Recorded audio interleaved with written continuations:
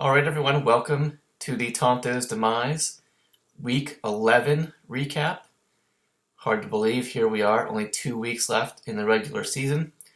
Season is over for, 2 people, and still actually alive for pretty much everybody else. I'll get into that maybe at the end here after I recap the matchups.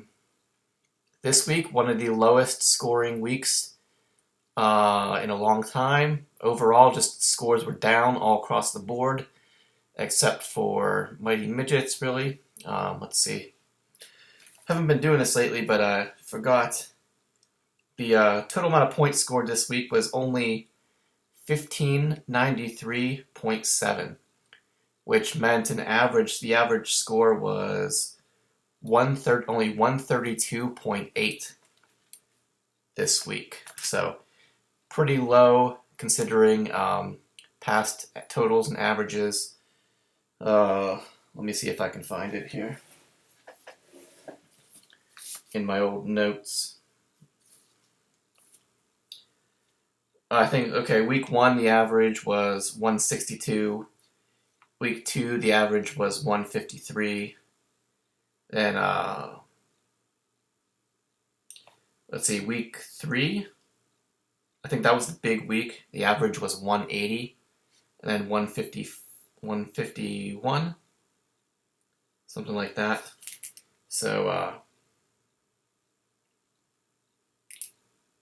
So that would have been week 4. Week 5 was, I think, 164. So the average only 132 this week was the average score of everybody. 132 is probably not a score I would want on a week-to-week basis because you're probably not going to win.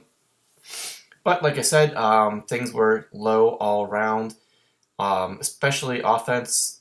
We had several teams with their defenses scoring about 40 or more. So that definitely made a difference. Obviously, defenses are playing well. That means the offenses aren't going to do quite as much. So that definitely, it was just all across the board, low scores. I don't know what the reason was or why, but the people who got wins will take it. Especially, maybe not everyone got a win who deserved a win this week, but that's just the way it goes. So let's get right into it. First, of course, is the defending champ, FC Bohoric. He was going up against the Rook. He was without Drew Brees this week, while the Rook was without Odell Beckham. And was he missing somebody else too? Alshon Jeffrey did not. That's right, Alshon Jeffrey did not play. So the Rook had to kind of scramble at the end on Sunday to put his lineup together. Fortunately for him, it worked out as the Rook took this one down. Final score was 159.3 to 144.95. This one was actually pretty close because FC Bohoric picked up and played the Baltimore Ravens defense. And I think they scored about 40. They were one of the couple defenses that did really good. They had a bunch of turnovers. They had a blocked kick. The yardage totals were really low too. So you got a really good score from them. And so going into Monday night, this one actually could have gone either way. Because FC had his quarterback, Tyrod Taylor, and he still had LeGarrette Blount left to go, while the Rook had LaShawn McCoy, but also the New England Patriots defense. So you had two things going up against each other there. That if McCoy did well, that would take away from the Patriots defense, and if the Patriots defense did well, that would take away from McCoy. According to my notes, where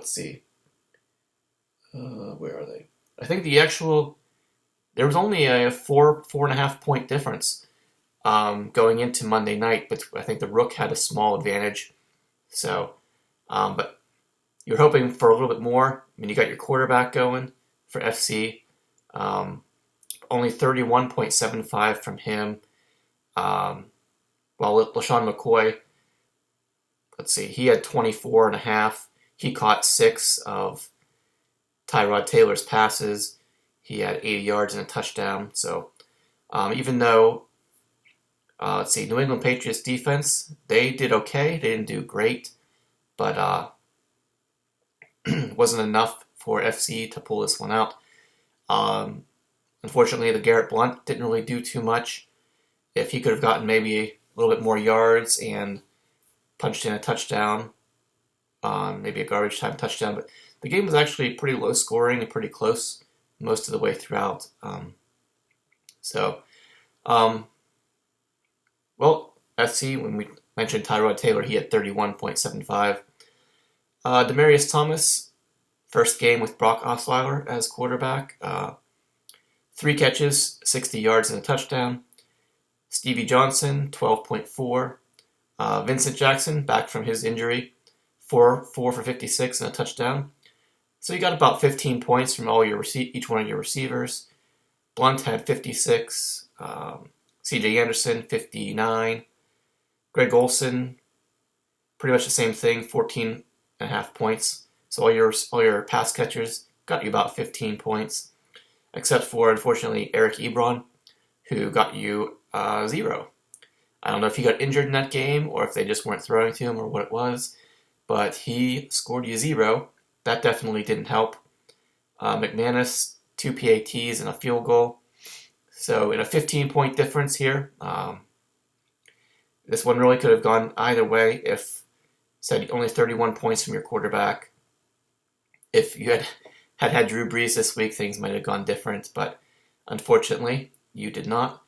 Could have gone even, or the defeat could have been even worse if the Rook had Odell Beckham Jr. or Alshon Jeffrey. So, with this defeat, FC Bohorik, he drops to 11th place. He is 3-8. He is definitely eliminated from playoff contention. Which playoff contention I'll get to at the end here.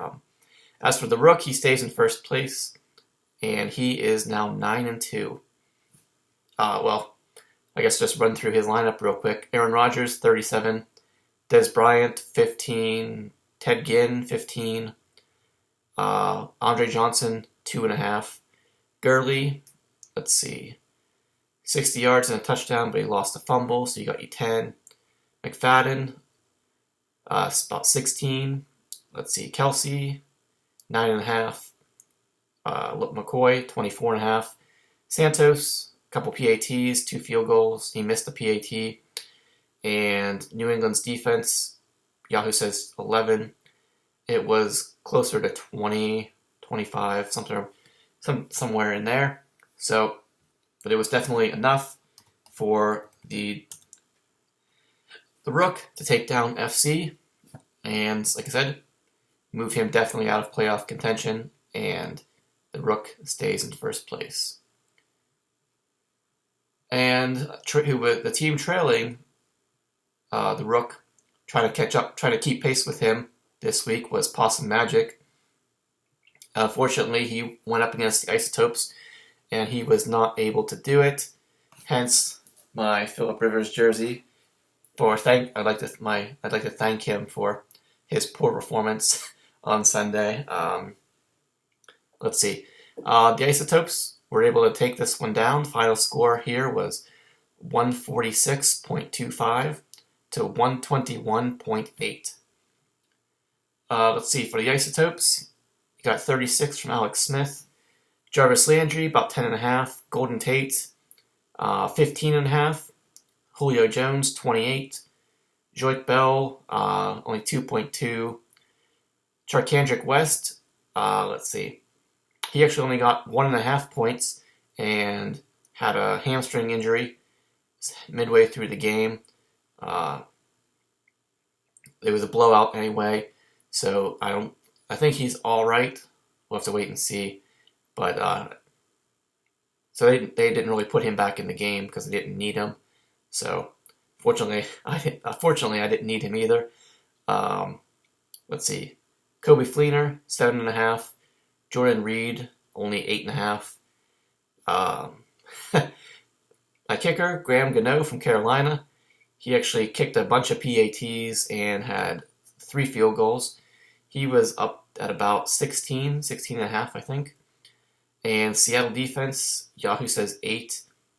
I believe it was about 20. So that was the total. Ended up being 146.25. While Possum Magic, he ended up with 121.8. He only got 25.5 from Rivers.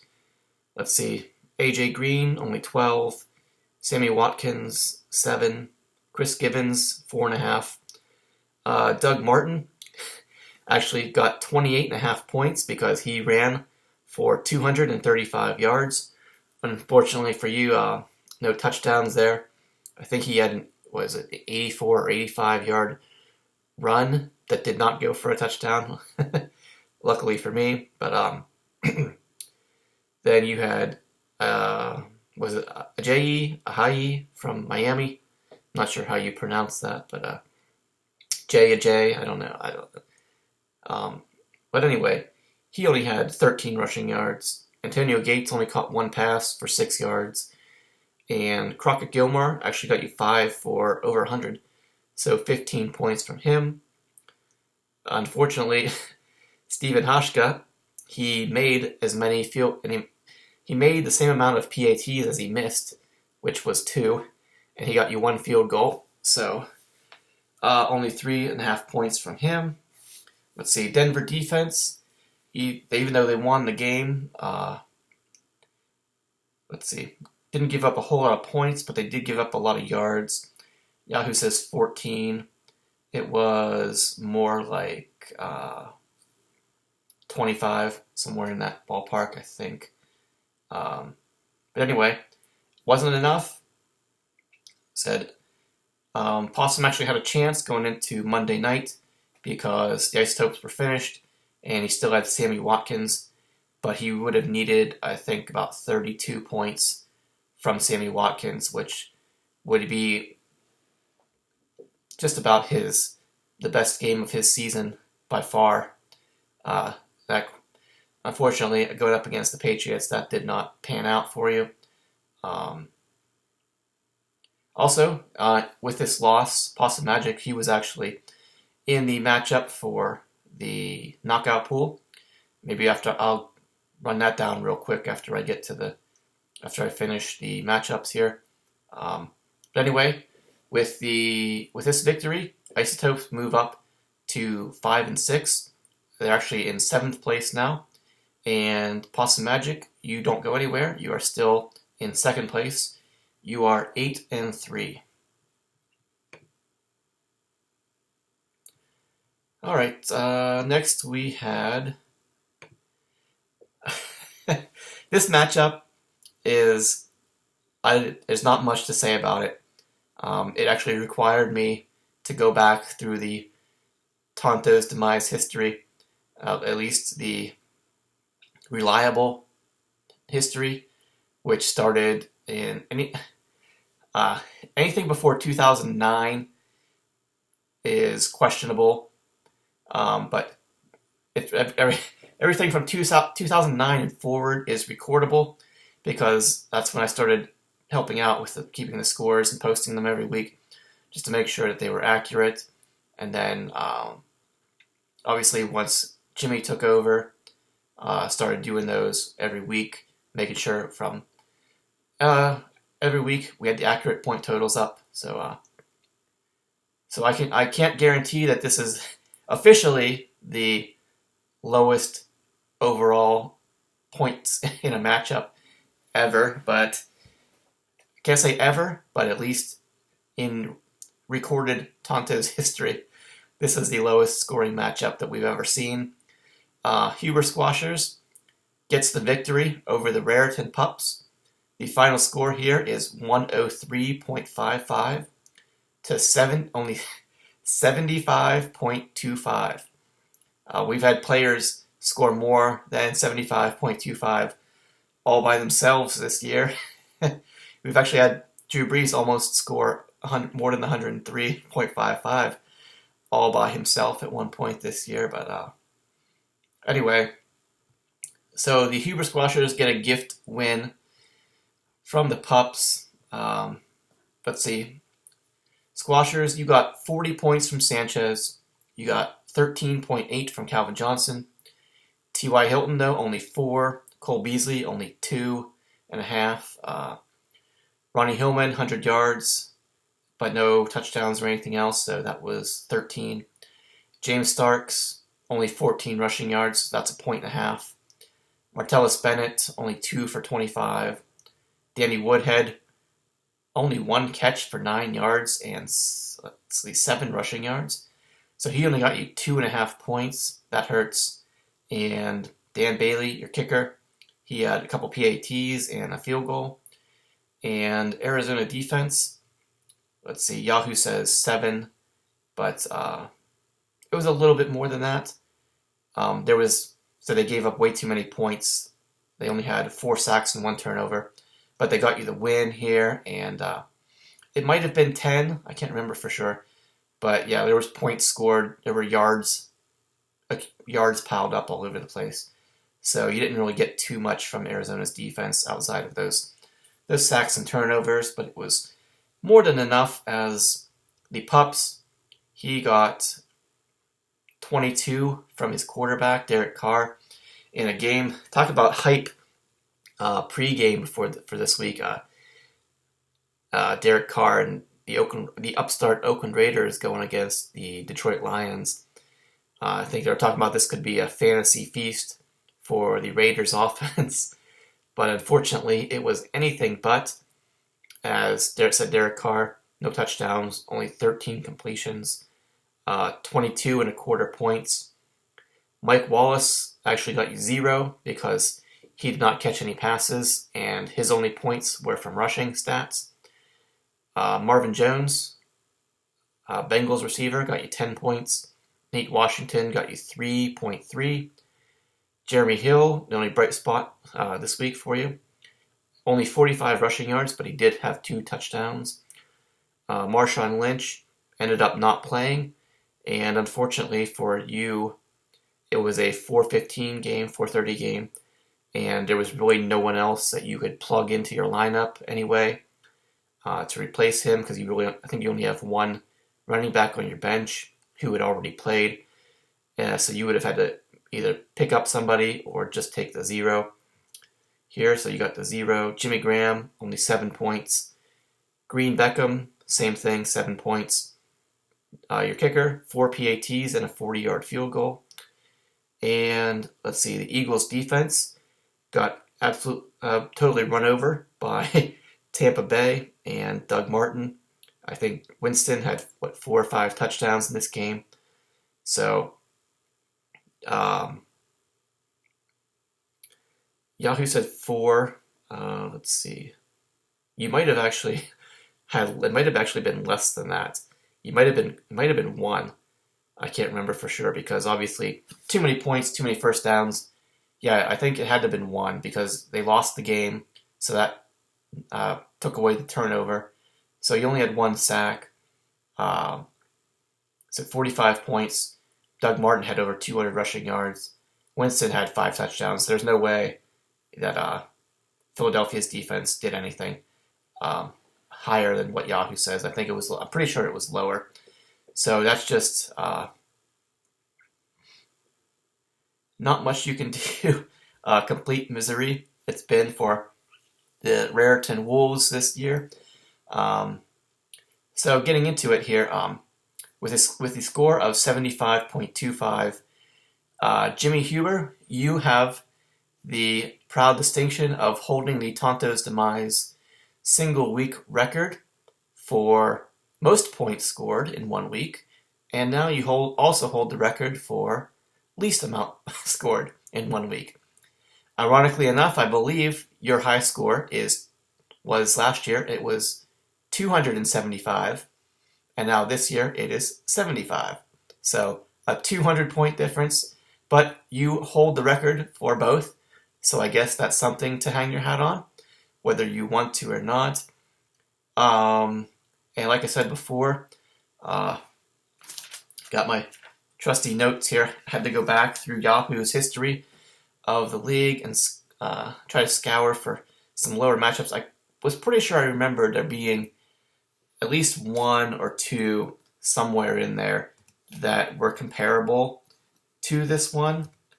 And let's see. Okay, the first one I found was week 9 of 2011. The matchup was Treesice defeating the ambiguously gay duo, who I can't remember that guy's name. He is no longer in the league with us, I believe. But the final score of that one was 96.35 to 88.25. Total score of 184.6. Pretty low, but actually it wasn't the lowest. As I had to dig a little bit deeper and found, let's see, it was week 2 of 2010. We had a matchup. It was Treesice, once again, with a score of 89.75, defeating Jimmy again here, the Wolves. His score was 89.1. So both of you had under 90 points in that matchup. The total points was 178.85. So that's an important number because we look here at this matchup. The total points scored in this matchup is 178.8. So this one gets the distinction of being the lowest overall point total in Tonto's Demise history. Congratulations to both of you, by obviously a whopping total of 0.05, which is the equivalent of 1 passing yard. If you're ever interested in doing the numbers for our league, all you have to do is, well, I should say it's the passing yards. You want to figure out the points, all you do is take the total passing yards and multiply it by 0.05. Let's see. So let's see. So like I said, and then 2009, I should also mention here, had to go back. Let's see. Okay, 2008, I looked at all the numbers there. Those had to be inaccurate because several of the numbers were all over the map, ridiculous. And I think if I remember correctly, back in those days, Detling and Bigler did the numbers and didn't really keep it up to date on Yahoo. People had to twist his arm to get the standings just to be put correct. So I think he really just went back and just plugged numbers in to make the standings correct. So I don't think a lot of those numbers, unfortunately, are accurate. And I believe he said his record book is lost to the ages. So we can only verify numbers from 2009 forward. But I also did find a week in 2009. It was week 8. I'm not picking on you, Tree, but once again here, found you scored 85.15. So that was actually the lowest recorded score previously, 85.15. But fortunately for you, that record has been crushed by the Raritan Pups with his 75.25. So little Tonto's Demise history for you to enjoy there. So congratulations to the Pups and the Huber Squashers, and also to Tree for having his previously probably unaware of his record, the records he was holding, but it's no longer. I'm congratulating you because it's no longer in your hands. I don't think you want. It's not a record you want. It's not a record you want on your record, I guess would be one way to phrase it. So anyway, with that victory, Huber Squashers actually he moves. I think he moves up into the playoffs. I can't remember if you were in 6th place already or not. I think you might have been because you were bragging about it. Were you bragging about it last week? I can't remember. But in that number 6 position. But Pups, you are now 1-10, and even though, let's see, FC Wahoric could potentially end up with the same. I mean, if the Pups win their last 2 games and FC Wahoric loses his last 2 games, you could both end up with the same record. But FC Wahoric, just looking at him real quick here, he's 500 points ahead of you. So there's no way that next year the cursed Philip Rivers jersey can go to anyone except the Raritan Pups. So congratulations to you. You've also locked up the jersey for next year's draft. All right. This was an important matchup for Dubsy Hooligans and Chips My Boy. Both of these guys were 6-4, trying to get that 7th win. Said it was really important for both of you. Unfortunately, I know Brian refuses to admit the true nature of the Devontae Freeman effect, but it went into effect here once again, as the Dubsy Hooligans defeat Chips My Boy, and the final score here was 146.3 to only 117.25. For Dub C, he got 45 from Stafford.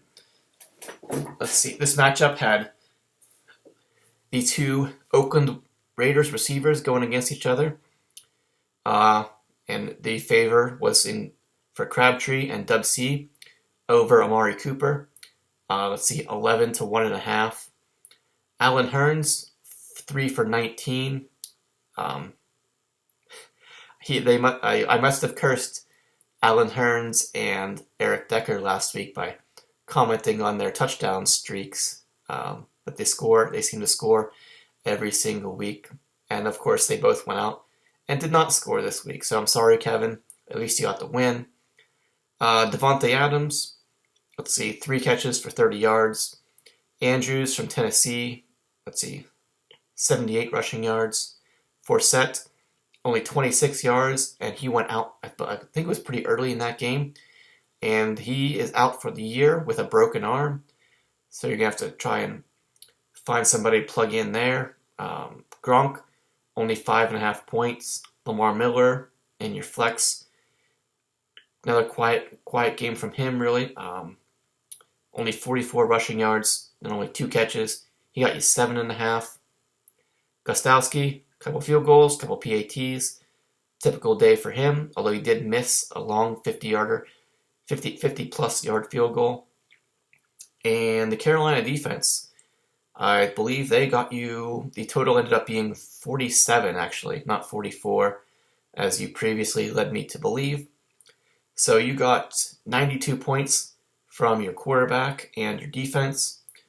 Plus, this week that was enough to get you by because, like I said, a bunch of your other players didn't really do too much. Said 11, 5, 6, 8, 2, and 5, and 7. Those are a lot of single-digit point totals there. But fortunately for you, you got carried through this one by your quarterback and your defense. As for Chips My Boy, got a big game from Carson Palmer on Monday night. Sunday night, sorry. He had 4 touchdowns, over 300 yards, 48.75 from him. Unfortunately for you, that was easily the highest score from anybody. Like I said, Amari Cooper, well, I shouldn't say that. I guess I should. That's a little redundant because obviously quarterback is almost always going to be one of your highest scores on your roster. But so anyway, I already mentioned Amari Cooper, 1.5 points. Jordan Matthews, 4 catches, but only 13 yards. Aiken from the Ravens, 5 for 50 and a touchdown. One of your only bright spots here. Let's see. Adrian Peterson, 45 yards and a touchdown, but he also lost a fumble. So he only got you about 10 points there. Maybe 8. Yeah, 6 and 45 would be 10.5 minus the fumble, so only about 8 points. Chris Ivory, only 36 rushing yards, no touchdowns or anything. He's been kind of quiet past few weeks. Charles Clay, only 1 catch. Devontae Freeman, as I mentioned before, the Devontae Freeman effect is clearly if Devontae Freeman scores a touchdown, Chips My Boy wins. That's how it's been every single week since I think week 3 was when Devontae Freeman really just that was when he first came onto the scene, and you've had him in your lineup every week since, except for the bye week, of course. And so from weeks 3 through 11, it's been consistent that if Devontae Freeman scores, finds the end zone, Chips My Boy wins. When he does not, Chips My Boy loses. And unfortunately for you, he must have gone out pretty early in this game. He had 43 rushing yards, no catches. He had a concussion, so he never made it back in. And so that really hurts you there, only getting 4 points from him. Your kicker, a couple PATs and a field goal, and you had the Jacksonville Jaguars defense, who actually did okay on Thursday night versus Tennessee. They won the game, got a couple sacks, couple turnovers, did all right for you. You guys, actually, no, never mind. I don't know what I was gonna say there. But anyway, it was enough for Dub C to get the win here. Yahoo's telling me, looking at my screen, that this is the Dub C's 5th win in a row, so he's doing pretty good. Chips My Boy, like I said, not much you can do here. The Devontae Freeman effect in full effect, and said you got pretty much just low scores all around. Wasn't enough to keep up, even though Carson Palmer did better than Stafford.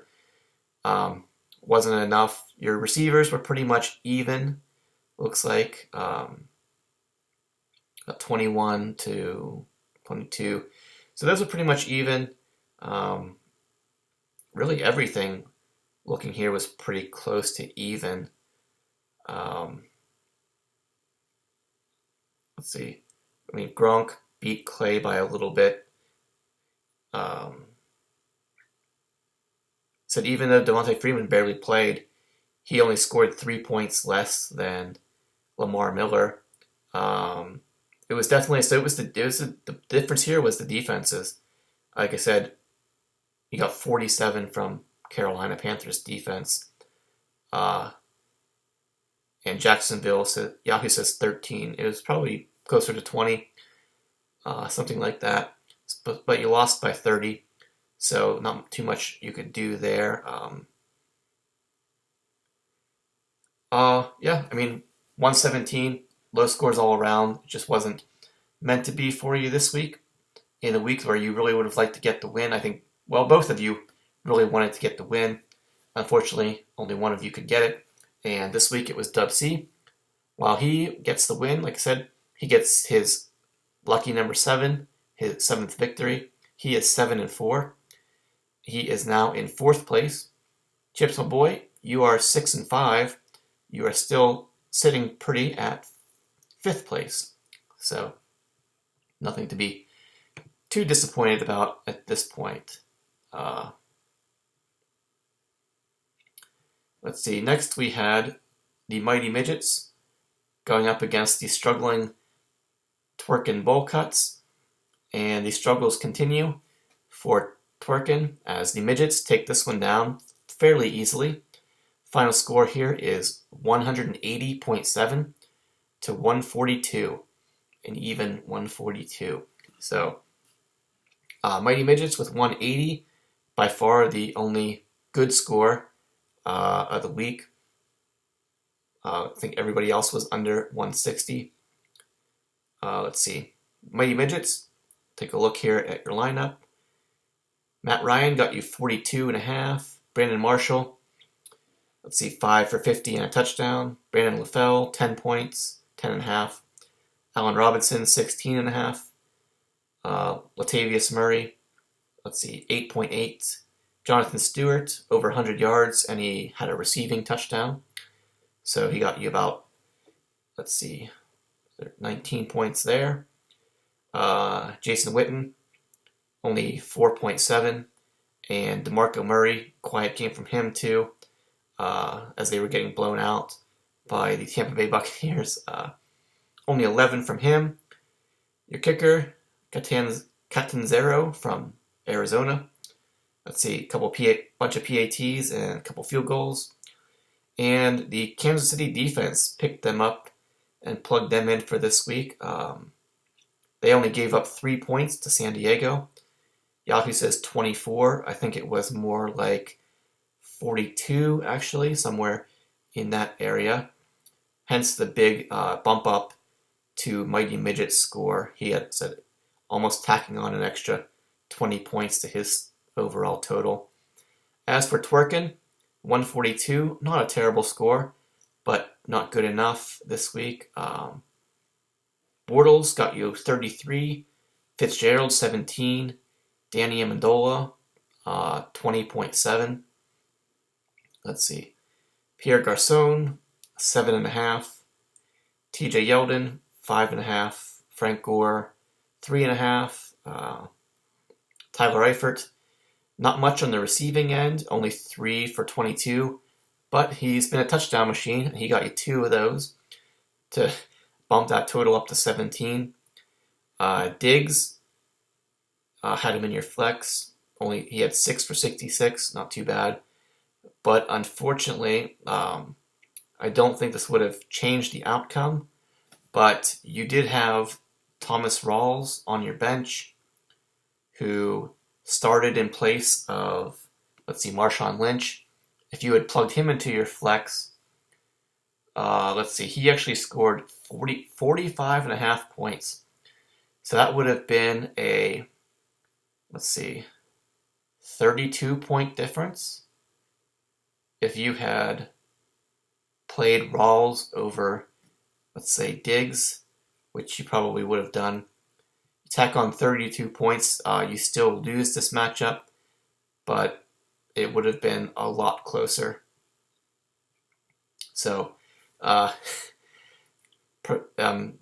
really nothing you could have done. You would have lost anyway. It just would have been more painful for you.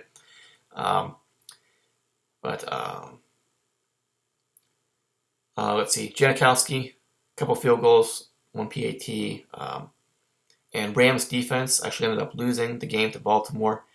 They didn't do too well. Yahoo says 13. It was something like that.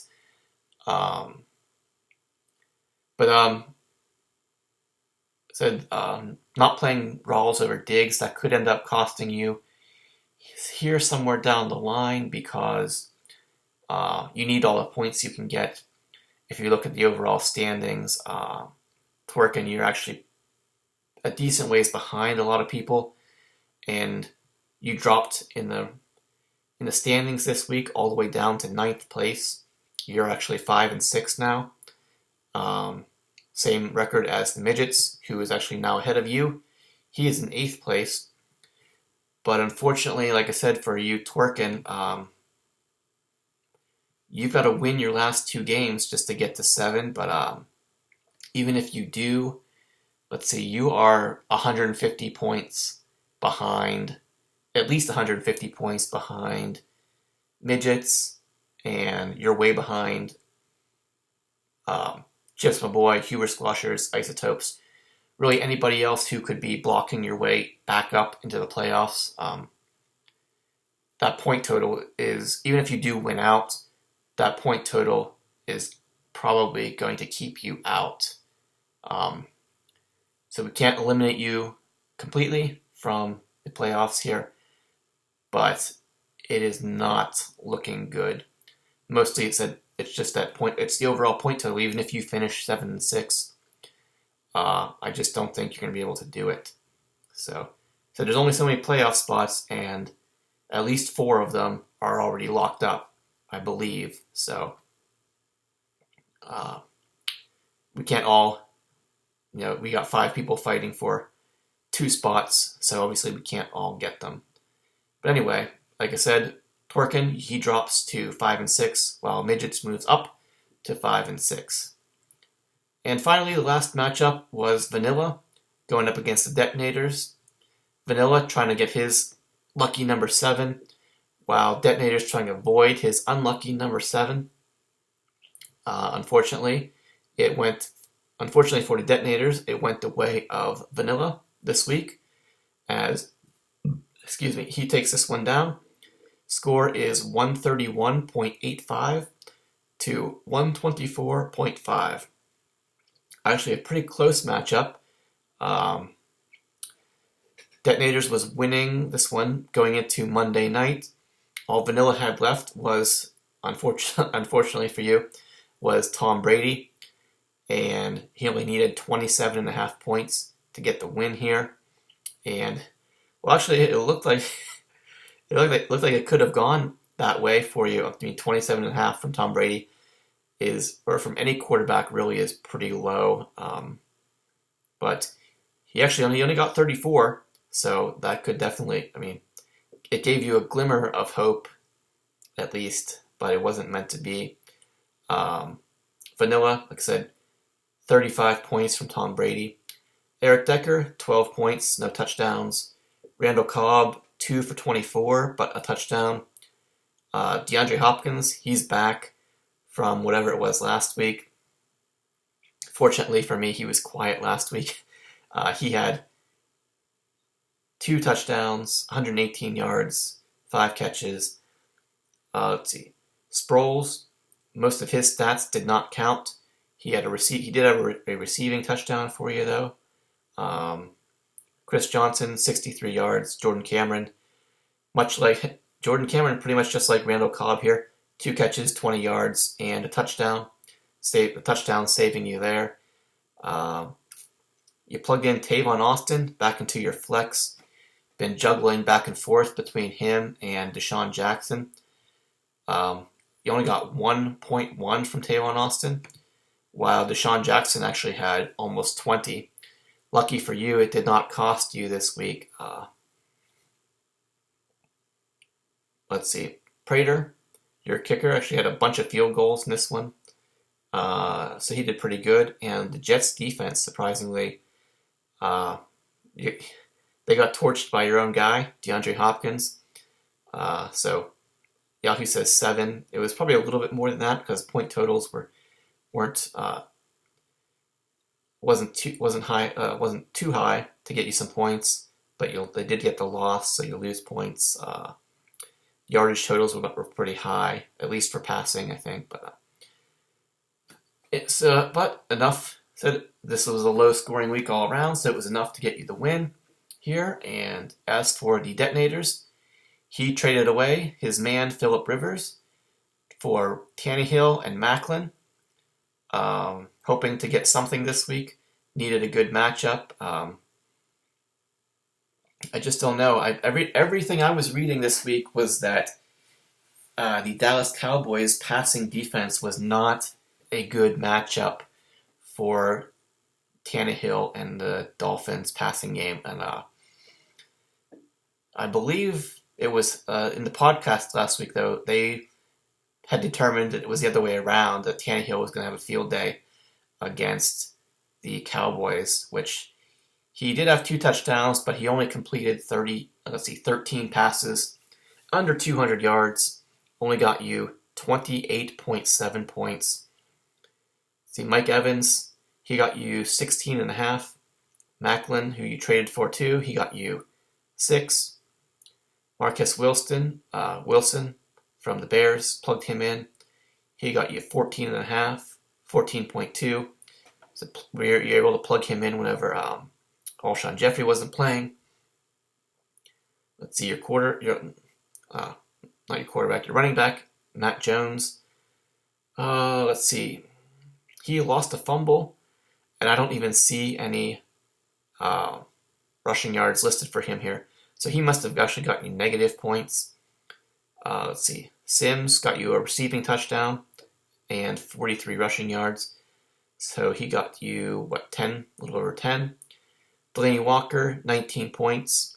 Langford, there was no Forte again this week, so I'm sure you were hoping for some big things from him this week.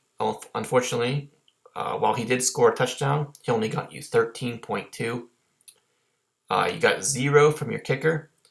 And the Titans defense, you went with them this week because you had no Steelers. Couple sacks, a turnover, but they lost the game, gave up a decent amount of yardage. Yahoo says 16. It was right around there, maybe a little bit more. But yeah, so you only lost by 7. So it was those low point totals from the guys you got, Tannehill and Macklin.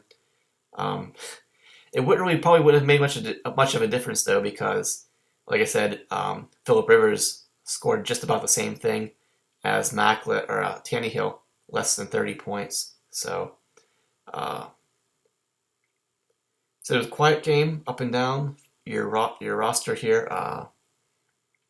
So you're stuck with Pat. You got all these pass catching running backs in. You did get a touchdown from one, two of them, but you didn't have. Let's see, I don't know how the bye weeks affected you. How much here? You didn't have Martavis Bryant. That was probably the real difference here. You actually had 2 quarterbacks on your bench who did much better than Tannehill. Bridgewater had 48, actually, so Bridgewater would have won the game for you. Fitzpatrick, not quite. He only had 35. I think you still would have lost. But, well, that would be 5, yes. You would have just barely lost if you had started Fitzpatrick. But who did you trade somebody else with Macklin? You traded him away. I can't remember. You got Macklin and Tannehill for, what was the trade? Okay, you gave away Duke Johnson, which you didn't really need anyway. And he was on a bye, if I remember correctly, huh? So he didn't do anybody any good this week. And if that could have said, Detonators, your season is most likely over now. But trading away Duke Johnson could have, I understand that you were desperate for a win this week and needed to make a move. Unfortunately, it didn't work out for you. But these next couple of weeks, you probably, I would imagine Langford is going to be, they probably sat him this week because they play here on a quick turnaround on Thanksgiving. So it looks like Forte is going to be back. They were saving him one more week to have him ready on Thursday. So Langford, his value to you is going to be at least cut in half, I would imagine. So, you had to fight for it. You made some tough choices to try and get wins right now. But unfortunately, it just wasn't quite enough for you. As you drop to 4-7, you are in 10th place, while Vanilla, he is 7-4. He is in 3rd place. All right, so those are all the matchups. But I said before, there are a couple things just to get to here real quick. As we all know, Week 11 is the final week of the knockout pool. And congratulations this year to the winner. It ended up being Possum Magic, Ryan Treesize. So he was going up against Chips, my boy. They were the final 2 left, Tree and Jay. And the actually funny thing about this matchup was going into Monday night, they had virtually the exact same scores. Treesize was actually ahead by, again, the 1 passing yard, the .05. Let me see. Let me look at my notes here. I believe, what did, I think, let's see, Possum had 114.9 and Chips Boy had 114.85. Yeah, so I gotta read, I scribbled out to properly adjust the scores here, so I gotta try to read through my scribbles, but so yeah, they had both had 114.9 to 114.85, and each guy had one player going on Monday night. It was down to Sammy Watkins versus Charles Clay for basically those two going against each other for the knockout pool. And neither one of them wanted it because I think at least at halftime, both of them had 0 points. They didn't catch any. I don't know if I think it was halftime, or at least not. They didn't get anything till the second half. And then let's see. Charles Clay caught one pass for 14 yards, so Mighty Midgets moved up ahead. But then Sammy Watkins caught one pass for 15 yards, so that bumped Possum back ahead by, let's see, it would have been 1.05.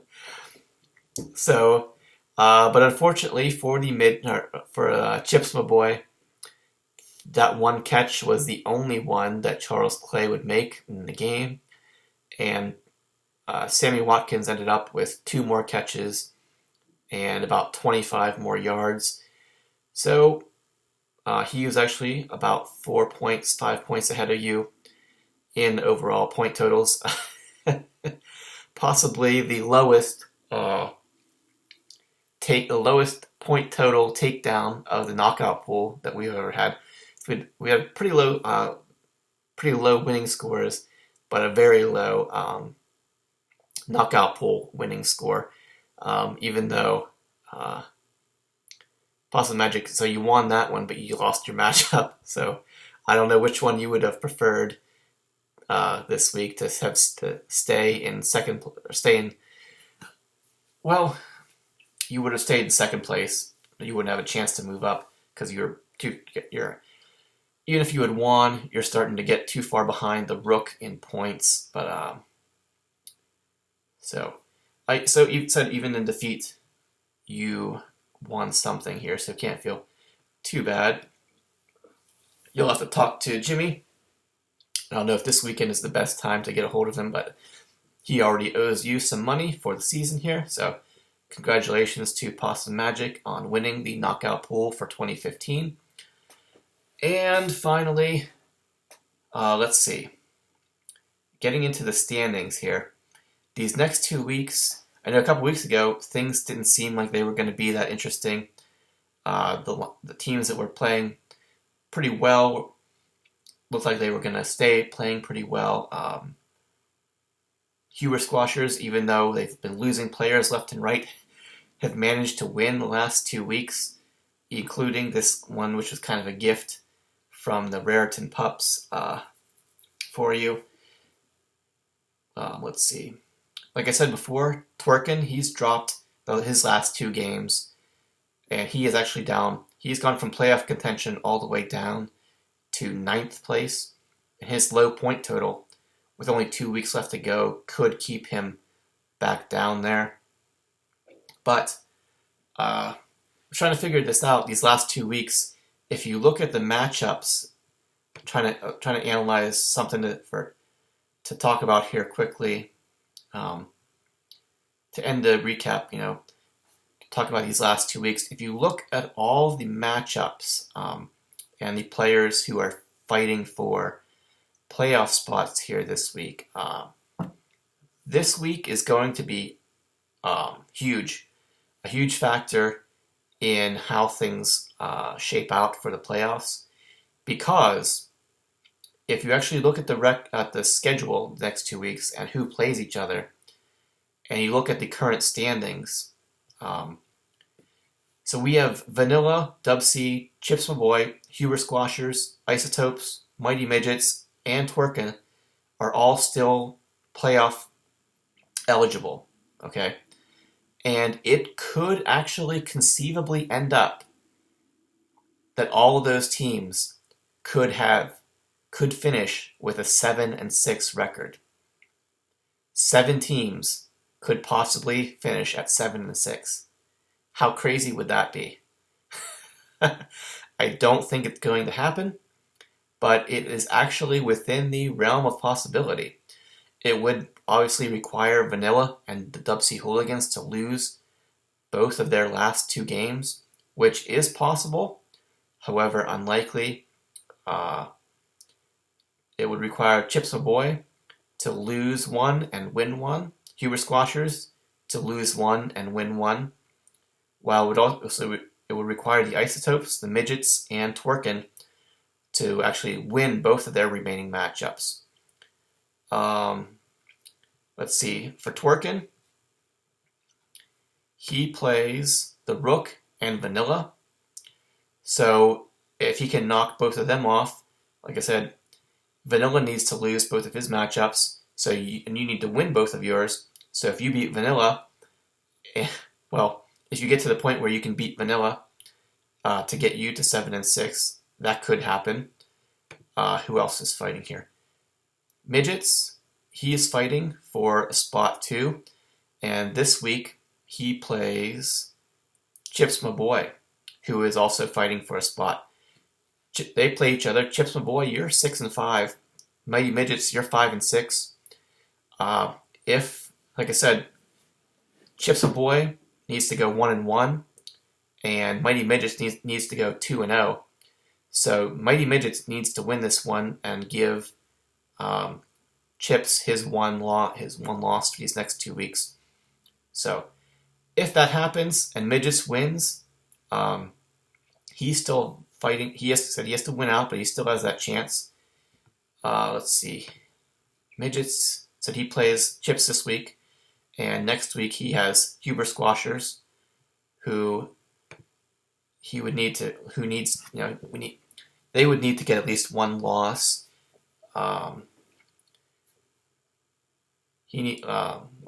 If he knocks off Dub C this week and goes to 7-5, that could shake things up too.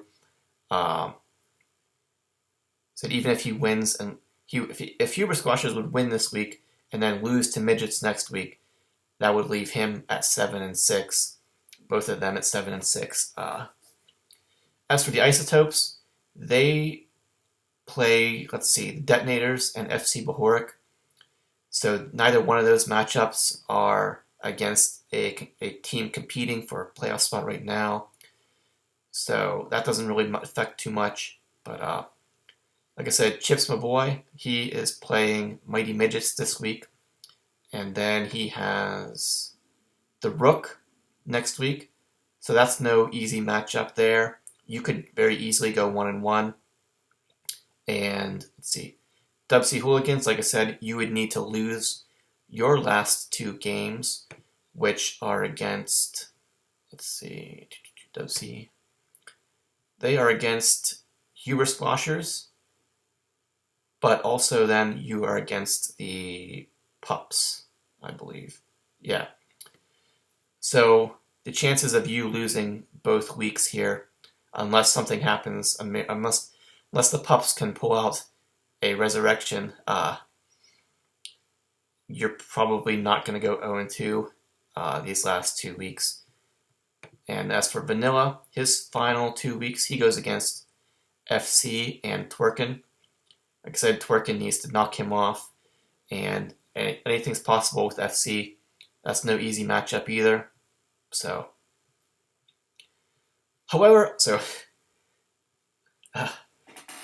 I'm winded from talking through all this stuff and trying to figure this stuff out for you guys. But so the bottom line is, conceivably, however unlikely, we could have 7 teams end up at 7-6, and it would come down to point totals.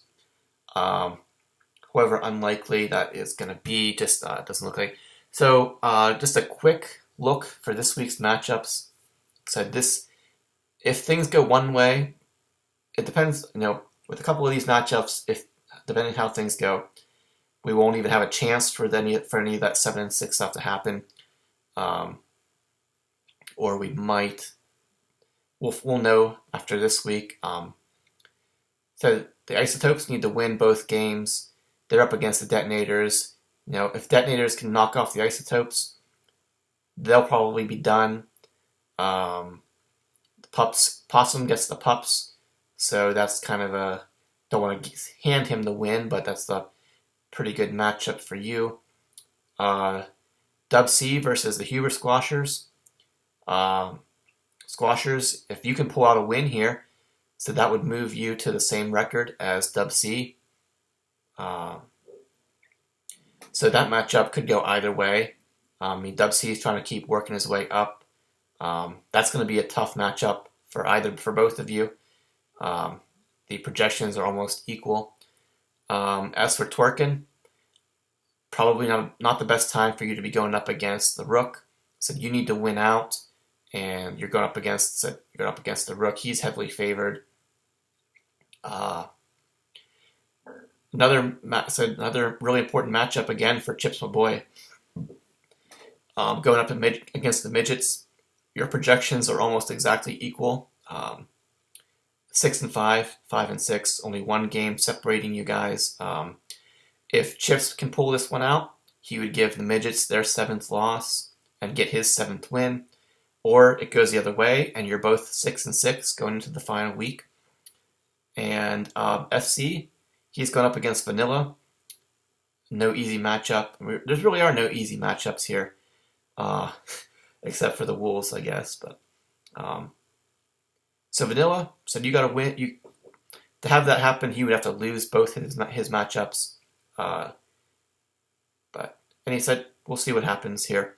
Like I said, it would be really interesting if those scenarios all could play out, and we could see all these 7-6 teams.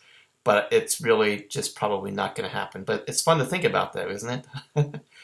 So anyway, we'll have a much better picture of whether it's going to be a big log jam next week to try and scrape a playoff spot from, let's see, probably the 5 and 6 seeds will be up for grabs. But said, Dub C, if you can get a win, you really hurt the Squashers' chances. A win by Chips My Boy and the Detonators would pretty much knock out the Isotopes and the Midgets. And let's see, a victory from the Rook over Twerkin would probably knock him out too, which would give, let's see,